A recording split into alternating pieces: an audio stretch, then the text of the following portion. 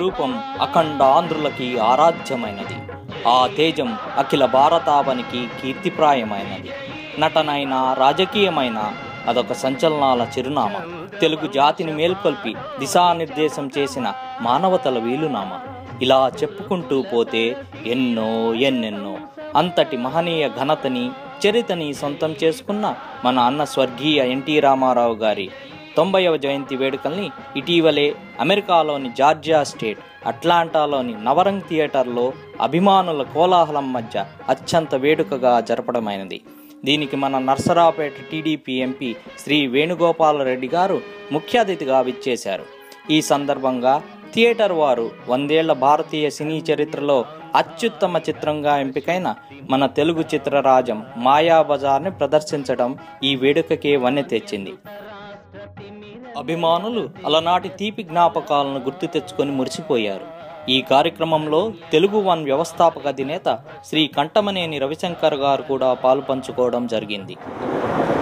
Telugu one ప్రేక్షకులకు నమస్కారం.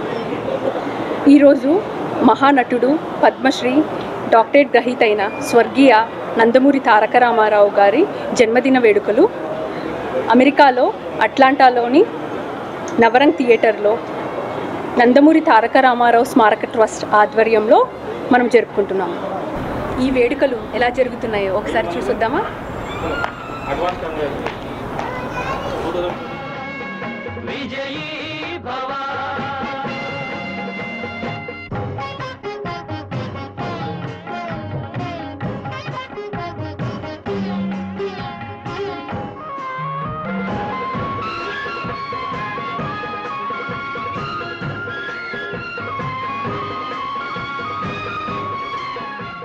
నందమూరి తారక రామారావు జనాల హృదయాల్లో చిరస్థాయిగా నిలిచిపోయే నేత, సినీ హీరో. ఆయన ఒక వ్యక్తి కాదు, సమూహ శక్తి. ఆయన పేరు చెబితే ఒళ్ళు పులకరించి మైమర్చిపోతాం.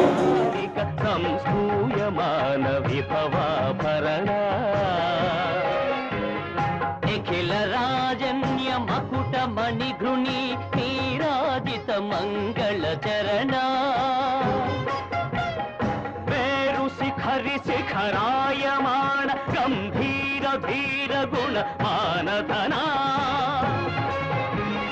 క్షీర పయోధి తరంగ విమల.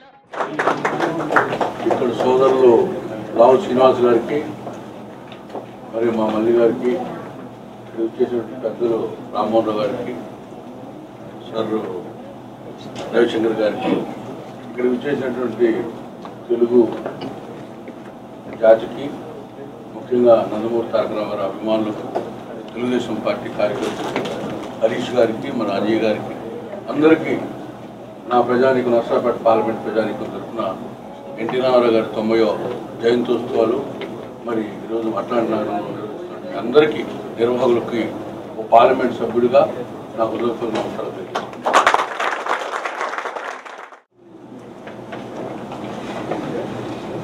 ఎన్టీ రామారావు గారు మొట్టమొదటి తెలుగుదేశం పార్టీ పెట్టినప్పుడు కొన్ని పత్రికలు ముఖ్యంగా బాగా రాశారు. దేవి ప్రియ అని ఆయన ఒక రచయిత ఒక పద్యం రాశాడు.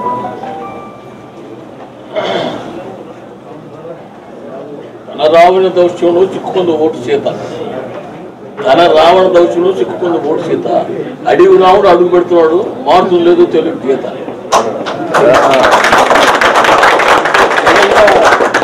మార్పు చేశాడు. తర్వాత ఇంగ్లీష్ పేపర్లో కూడా కొన్ని రాసింది.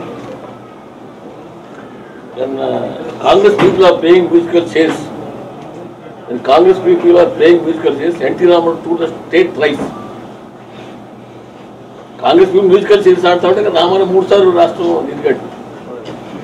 ఇది ఆంధ్ర ఆత్మగౌరవం నుంచి వచ్చింది ఈ స్లోగన్. ఆంధ్రుల ముఖ్యమంత్రి అంతేని రాజీవ్ గాంధీ సింపుల్ కాంగ్రెస్ లీడర్ 6 కోట్ల ప్రతినిధిని అవమానపడితే అందుకు నుంచి పుట్టుకొచ్చిన ఆంధ్రుల ఆత్మగౌరవం. దానికి మద్రాసు అనే దానికి ఒక తెలుగు వాడికి ఆత్మగౌరవం కల్పించాడు. జార్జ్ ఫెర్నాండెస్ గారు అంటూ ఉంటాడు, ఏస్ పటేల్ ఆయన సోసిస్ట్ లోహియా శిష్యుడు.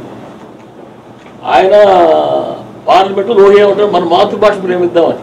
నీకు ఇంగ్లీష్ హిందీ రాకపోతే తెలుగు నీ మాతృభాష మాట్లాడమని.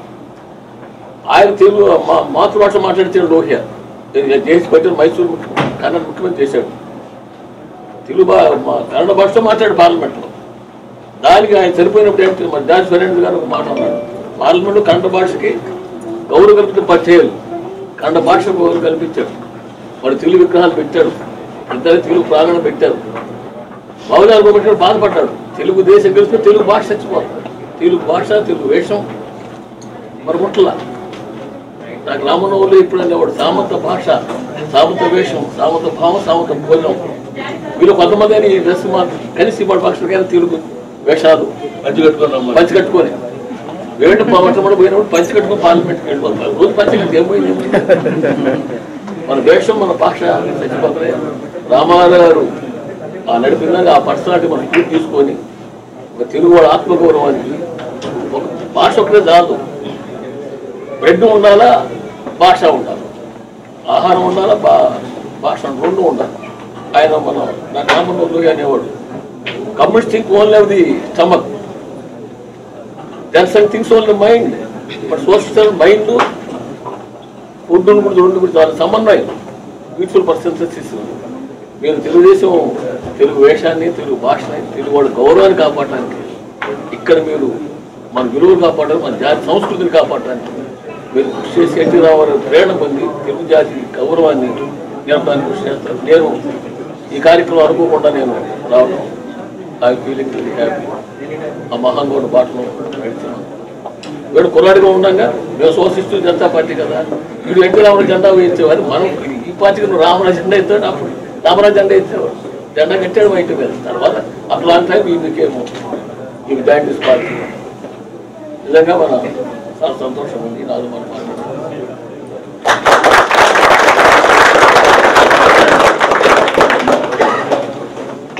అట్లాంటాలోని ఎన్టీఆర్ అభిమానులందరికీ నమస్కారం. ఎన్టీఆర్ అనే 3 పేర్లు, 3 అక్షరాలు అంటే పులకించిన వాడు ఎవరి నుండి వాడు తెలుగు అంటే లేదు. నేను ఎందుకు చెప్తానంటే ముఖ్యంగా నాకు సొంతగా కొంత అనుభవం దృష్ట్యా చెప్తాను. నేను చదువుకునే రోజుల్లో నేను ఢిల్లీలో చదువుకున్నాను బిఫోర్ 82. అరే మద్రాసి అనిపించేవాడు. ఎక్కడ కనీస గౌరవం లేకుండా. ఎలాగంటే ఒకరోజు ఒక చిన్న సందర్భం చెప్తాను. క్లాస్లో మా టీచర్ వచ్చి, మీ మద్రాసి వాళ్ళు అంతా నల్లగా ఉంటారు, చేత్తో అన్నం తింటారు, తాళ్ళకు చెప్పులు వేసుకుంటారు, ఇలా హేళంగా మాట్లాడేవాడు అనమాట క్లాస్లో, ఢిల్లీలో ఉన్నప్పుడు. అలాంటి సిచ్యువేషన్స్ అది జరిగిన తర్వాత, ఇట్లాంటి సిచ్యువేషన్ కొంచెం జరిగినాక నేను వ్యాపారం మొదలు పెట్టేటప్పుడు అప్పుడు అన్నగారు రావటం, తెలుగువారి ఆత్మగౌరవం అనే నినాదంతో వచ్చి మొత్తం రాష్ట్రంలో స్వీప్ చేయడం, ఎలక్షన్ టైం వచ్చి ఆయన ప్రచారాలు మేము పరిగెట్టిన రోజు జెండా రోజు. అదే స్ఫూర్తితో నేను వ్యాపారం పెట్టినప్పుడు కూడా మా వ్యాపారానికి ఏం పేరు పెట్టాలి అని ఆలోచన వచ్చినప్పుడు తెలుగు వన్ అని పెట్టాం. అది రామారావు గారు స్ఫూర్తి. తెలుగు వన్ అంటే తెలుగువాడు ఎక్కడున్నా ఒకటిగా ఉండాలి, ఒకటో స్థానంలో ఉండాలనే ఉద్దేశంతో పెట్టిన పేరు తెలుగు వన్. రామారావు గారి స్ఫూర్తితో పెట్టింది.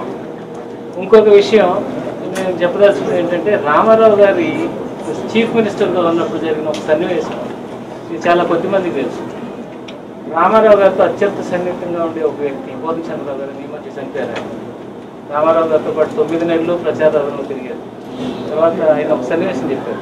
ఒక సందర్భం, ఒకరోజు ఆయన చీఫ్ మినిస్టర్గా ఉన్నప్పుడు కారెక్తా ఫోన్ చేశారంట, నాన్న నువ్వు ఎక్కడున్నా తొందరగా రారా కారెక్తా అని పరిగెట్టుకుంటూ వచ్చి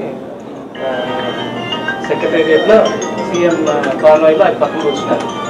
ఏం సార్ పిలిచారంటే, ఏం లేదు ఇక్కడ సోఫా కవర్లు కర్టెన్లు కొనాలని చెప్పి ఒక టెండర్ పెట్టారు, మీటర్ అది 20 రూపాయలు మించి ఉంటుంది, వీళ్ళు 80 రూపాయలు కోట్ చేస్తున్నారు, వెళ్ళేటప్పుడు నేను హ్యాబిట్స్లో దించుతాను, ఒకసారి కనుక్కుంటారా ఎంత రేట్ ఉంటున్నారు అంటే, ప్రజల సొమ్ము ప్రతి పైసా ఎంత విలువైందో దానికి ఒక చీఫ్ మినిస్టర్గా, ఒక పాలకుడుగా దానికి బాధ్యత ఎంత ఉందో గుర్తెరిగిన వ్యక్తి ఎన్టీ రామారావు.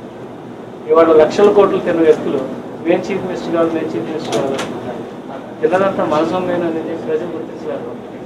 ఇది ఎన్ఆర్ఐగా చదువుతున్న ప్రతి ఒక్కరి బాధ్యత ఏంటంటే, మన రాష్ట్రాన్ని మనం కాపాడుకోవాలంటే, ఇది మరో బీహార్గా మారకుండా ఉండాలంటే మళ్ళీ తెలుగుదేశం రాజ్యాలు చేపట్టాలి ఆంధ్ర రాష్ట్రం. ఇది మీ అందరి కర్తవ్యం. కేవలం రామారావు గారి బర్త్డే చేయడమే కాదు, ఎలక్షన్స్ ముందు రాగలవచ్చు, రాలేకపోవచ్చు. మోటివేట్ చేయండి. మీ గ్రామాల్లో, మీ ప్రాంతాల్లో, మీ చుట్టాల్లో ప్రతి ఒక్కరిని. రాష్ట్రానికి ఇది ఒక చారిత్రాత్మక అవసరం. మళ్ళీ తెలుగుదేశం అధికారంలోకి రావటం లేదు. అది కనుక జరగకపోతే ఈ రాష్ట్రాన్ని మళ్ళీ ఎవరో కాపాడలేరు. ఇవాళ బీహార్ ప్రోగ్రెస్ అవుతుంది, మనకంటే వెనకబడిన గుజరాత్ ఎన్నో రెట్లు ముందుకెళ్తుంది, మనం వెనకబడి. ఇవన్నీ దృష్ట్యా ప్రతి తెలుగుదేశం అభిమాని, రామారావు గారి అభిమాని, ప్రతి తెలుగువాడు చేయవలసిన బాధ్యత 2014లో రాబోయే ఎన్నికల్లో రామారావు గారిని పార్టీని మళ్ళీ గెలిపించి ఆయన సరైన వాళ్ళు అర్పించవలసింది.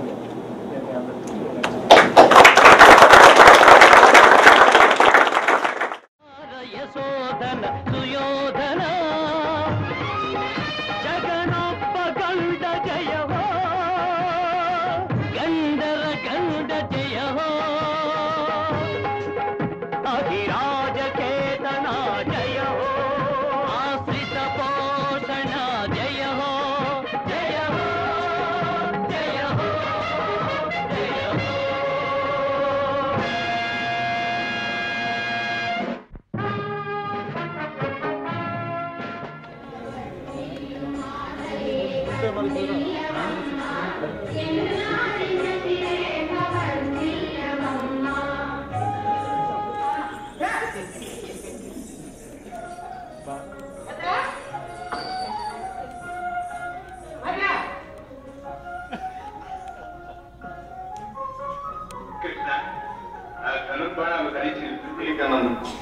అన్నగారు ఏం వరమిస్తారో కోరుకో సుభద్ర, ఏ వరమైనా సరే ఇచ్చేస్తా.